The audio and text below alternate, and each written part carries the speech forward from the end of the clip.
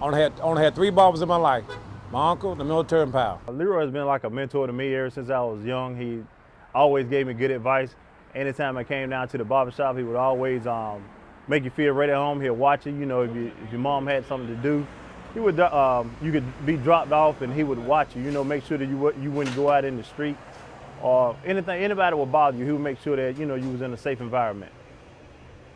I just come through every now and then. We just sit around and chat. It's like back in the old days when they used to have the old barber shops and a gathering place for the local community. You know, the guys get around and exchange ideas, talk about politics, any kind of current events, any things about the town. You just come over and talk about it. You know, you have a pretty good time there. My uncle was going out of business in 1996, so I went down, talked to pal, and he's cut hair, so I've been coming here since 1996. Forming a bond and relationship is more than just a barber shop. It's more than a barber. He talk to you, he listen to you, give you some good advice sometimes. We're just good friends. I've been knowing him for probably over 20 years. Just been knowing him for a long time, real good friends.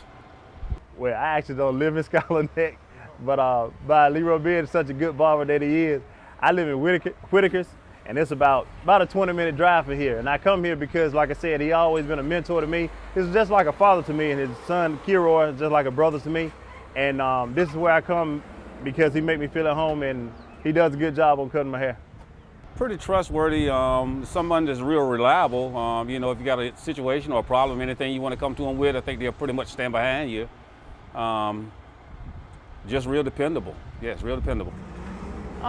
He's always been like an entrepreneur. He's always been the type of person that, that always look to make something out of himself. His story, oh man, I don't even know where to start it with this guy. I mean, he's like, he grew up, his dad was a sharecropper. So he grew up like in the 50s. His father passed when he was 13. So he really didn't have a father figure. He's a hard worker, and he basically got the ethics of that by working in the fields. So, I mean, just other than that, he's a good person. One of my best friends. My dad, he's the manager of the radio station that my mother family had. Mr. John Hall was the brother of my wife. He owned WYAL 1280 station.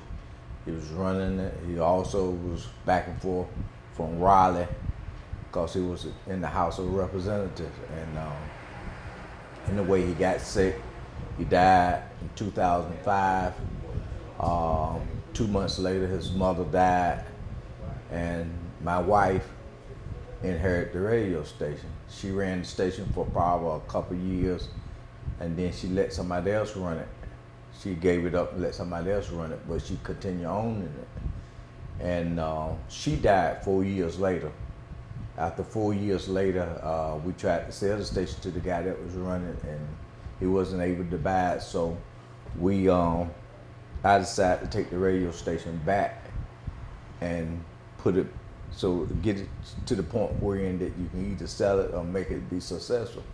And I've been doing that for the last 2 years, managing the radio station, taking care of the bills, paying old bills, new bills, and everything, trying to get it to the point wherein that if you sell it, you can make some money and you can do something with it, or either you just keep it and just earn some money. I hope one of my grandkids or somebody would come in and want to work there and, have a career.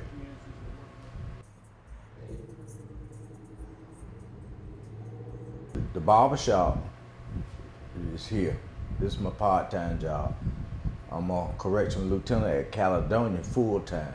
I've been there 25 years. And I've been cutting hair since 1970. I've been a barber since 1970. I'm 61 years old now. It's not that you can't own a business here. It's just hard. And life right now is hard, The economy is down. There's not a whole lot of jobs in this area, and you just have to get up and go at it. You just can't sit and wait for somebody to bring it to you. And I get up in the morning, I decide to just go to work. I come down here and I make whatever I can make, When I'm not here, or if I have to work tomorrow at Caledonia, I go and I work there 12 hours. And then when I get off, sometimes I come here. If somebody want me to cut the hair, I cut the hair. You know, most of the times 10, 11, 12 o'clock at night before I can get in bed and start my day off again. But nobody said it was gonna be easy. Life is a struggle. The barbershop, it makes money. The radio station, it makes money, but you cannot take that money and mess it up. You know, you cannot spend it because you trying to fix things, you trying to make things work. If you spend the money, then when the radio station breaks down, you don't have nothing to fix the radio station because you already go spend it. So you be in debt. If you do the same thing here, I own this building, but I pay myself rent. I pay my light bill. You know, I pay the expenses of this barbershop. But if I don't pay myself rent, then I won't be able to pay the bills that come here. It is simple. It's 2 and 2 is 4. You know, you can't mess it up. If you go in there and take 1 out of that 4, you don't have a 3 left. So if you fall short, then it's gonna be on you.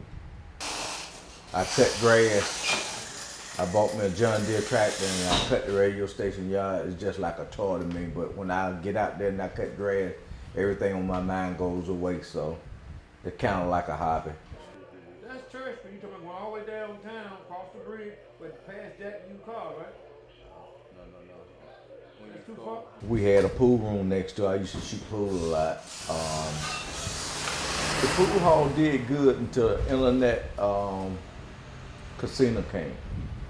And then everybody just switched over the money that they were spending towards the pool table. They started spending in the casino, and then the lottery came. And then all of a sudden you're in there a lot of times by yourself, and you know, the Arab store came across the street, and the beer and stuff that I was selling, you know, he undercut the price, and so after a while it's not sensible to have it, you know, because you can't make money, you got to pay people to stay in there. So I just kind of let it go. I'm thinking about putting a fish market over there when I retire.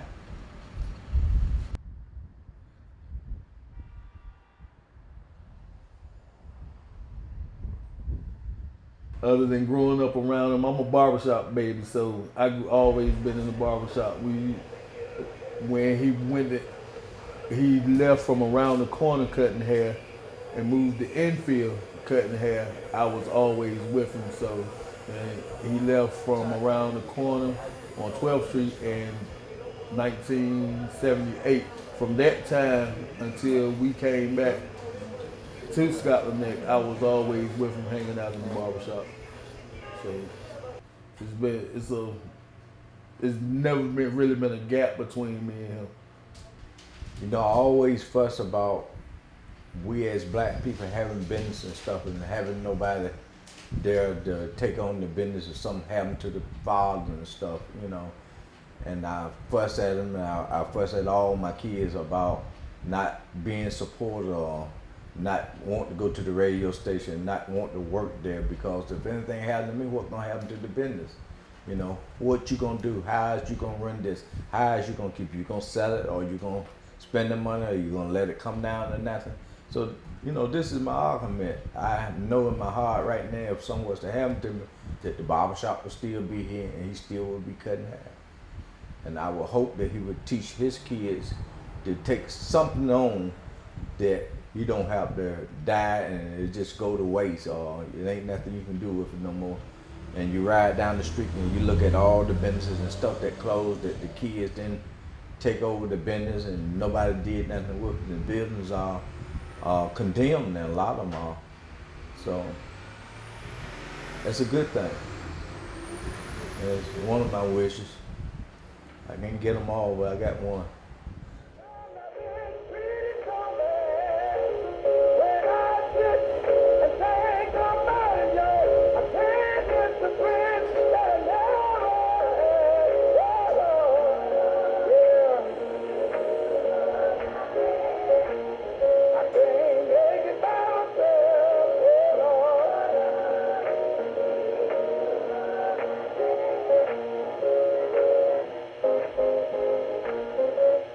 Continue to run for Jesus.